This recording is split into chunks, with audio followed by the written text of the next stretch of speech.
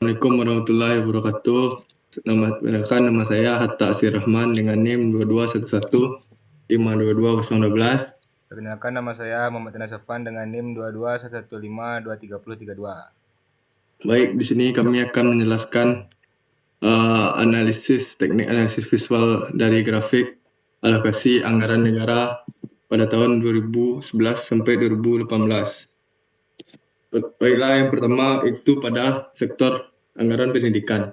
Pada grafik ini menunjukkan tren pendidikan Indonesia dari tahun 2011 hingga 2018. Grafik ini menunjukkan presentasi anggaran pendidikan terhadap total belanja negara. Pendanaan pendidikan mengalami peningkatan yang stabil selama periode 2011 sampai 2018. Persentase anggaran pendidikan terhadap total belanja negara meningkat dari 15% pada tahun 2011 menjadi 20% pada 2018.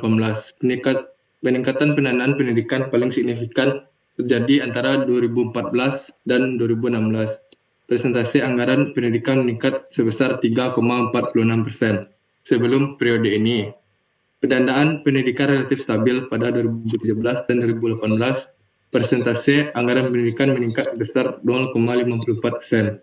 Peningkatan pendidikan di Indonesia menunjukkan komitmen pemerintah untuk meningkatkan kualitas pendidikan. Hal ini dapat dilihat dari beberapa program yang diluncurkan, seperti program wajib belajar 9 tahun dan program Dana BOS.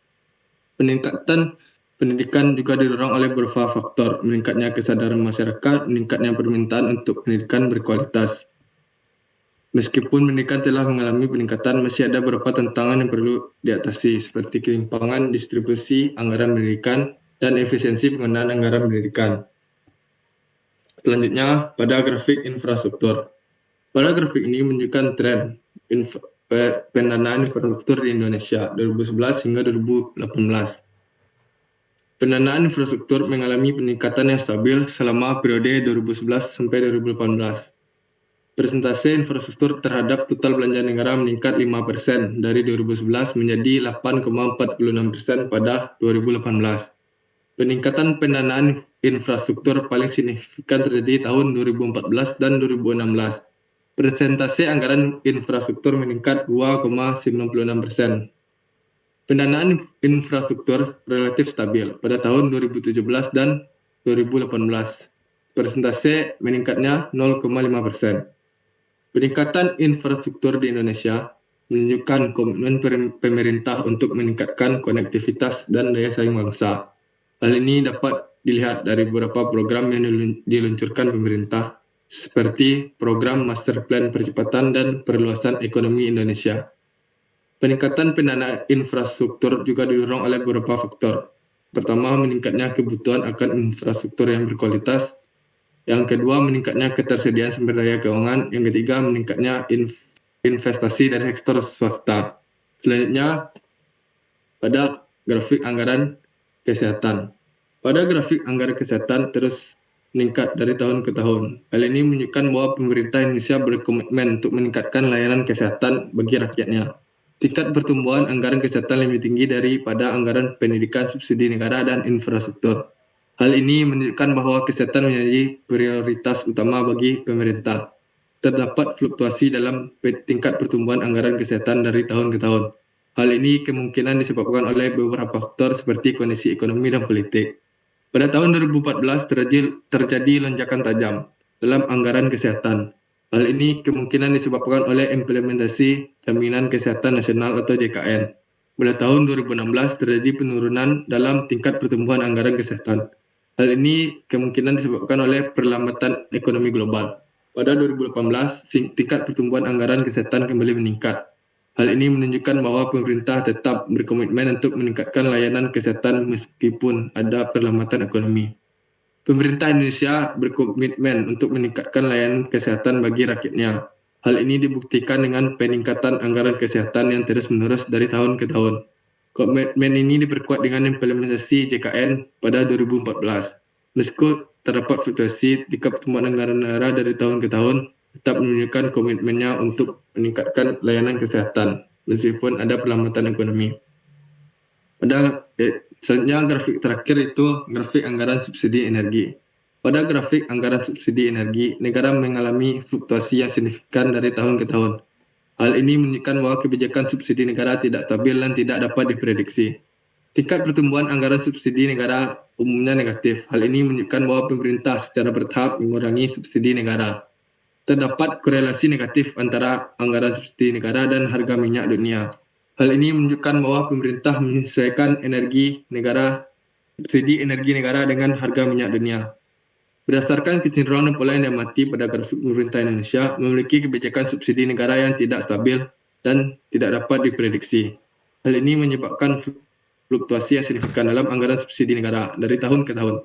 Secara bertahap, pemerintah mengurangi subsidi negara yang tercermin dari tingkat pertumbuhan anggaran subsidi negara yang umumnya negatif. Kebijakan ini kemungkinan disebabkan oleh beberapa faktor seperti keinginan pemerintah untuk mengurangi beban fiskal, meningkatkan efisiensi penggunaan energi, dan mendorong penggunaan energi terbarukan.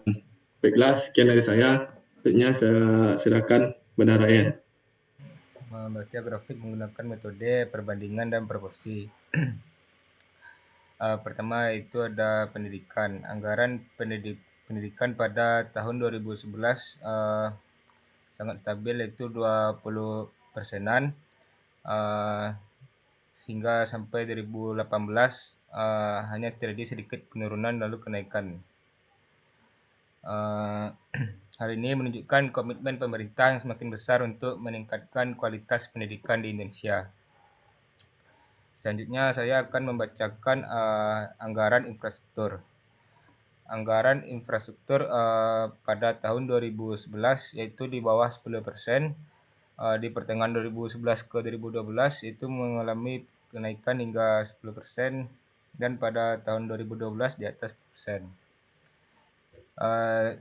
2012 ke 2014 pada 2013 mengalami penurunan menjadi 10%, dan pada tahun 2014 kenaikan sekitar rata-rata 12,5%.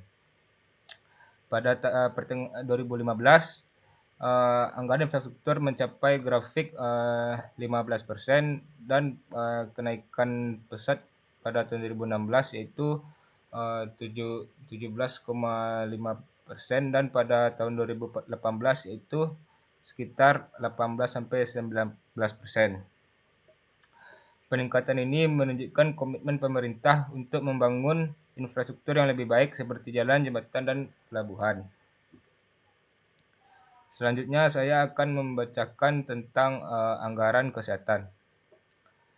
Anggaran kesehatan pada mungkin termasuk rata-rata paling rendah, itu pada tahun 2011 di bawah 5%, stabil hingga 2012. Di 2013 mengalami sedikit kenaikan, dan pada 2014 mungkin mencapai 5%. Dan mengalami kenaikan di pertengahan 2014 dan 2016, yaitu 2015 yaitu sekitar 5%, dan pada 2016 mungkin 6%, dan stabil hingga sampai 2018. Peningkatan ini mungkin sangat relatif kecil dibandingkan dengan pendidikan, namun menunjukkan komitmen pemerintah untuk meningkatkan akses dan kualitas layanan kesehatan bagi masyarakat. Selanjutnya itu anggaran subsidi energi. Pada tahun 2011 yaitu lumayan tinggi, itu 15%, dan mengalami penurunan sebelum 2012 yaitu 14%-an, dan kenaikan di atas 15% pada tahun 2012. Di tahun pertengahan 2012 dan 2014 itu 2013 mengalami kenaikan hingga 18%-an atau 19%-an, dan turun drastis pada tahun 2014 yaitu hingga mencapai 10%. Tahun 2015 lebih turun lagi hingga 5%, dan 2016 stabil 5% hingga 2018. Penurunan ini menunjukkan bahwa pemerintah secara bertahap mengurangi subsidi energi untuk mendorong efisiensi penggunaan energi dan mengurangi beban fiskal. Selanjutnya proposal. Anggaran pendidikan proporsi anggaran pendidikan terhadap total belanja negara yaitu 20%-an, meningkat 20%-an pada tahun 2011, stabil hingga tahun 2014 dan mengalami kenaikan sedikit pada pertengahan 2014 dan stabil lagi hingga 2018. Hal ini menunjukkan bahwa pendidikan menjadi prioritas utama pemerintah dalam alokasi anggaran negara. Selanjutnya, anggaran infrastruktur. Proporsi anggaran infrastruktur terhadap total belanja negara meningkat itu pada tahun 2011 itu 10%, dan puncaknya itu di awal 2016 itu hingga mencapai 19% dan mengalami sedikit penurunan pada 2018. Hal ini menunjukkan bahwa pemerintah semakin berkomitmen untuk membangun infrastruktur yang lebih baik untuk mendorong pertumbuhan ekonomi. Selanjutnya yaitu anggaran kesehatan. Proporsi anggaran kesehatan terhadap total belanja negara yaitu paling kecil di tahun 2011 dan hanya mengalami sedikit kenaikan di 2016 dan stabil hingga 2018. Hal ini menunjukkan bahwa pemerintah kurang fokus pada peningkatan kesehatan masyarakat. Selanjutnya yang terakhir yaitu anggaran subsidi energi. Proporsi anggaran subsidi energi terhadap total belanja negara yaitu sangat mengalami penurunan yang awalnya 2011 itu 15% dan sempat mengalami kenaikan pada akhir 2013 sampai 19% dan menurun drastis pada 2016 mencapai 5% dan stabil hingga 2018.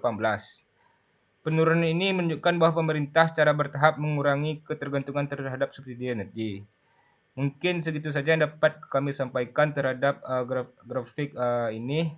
Mohon maaf jika ada salah kata. Assalamualaikum warahmatullahi wabarakatuh.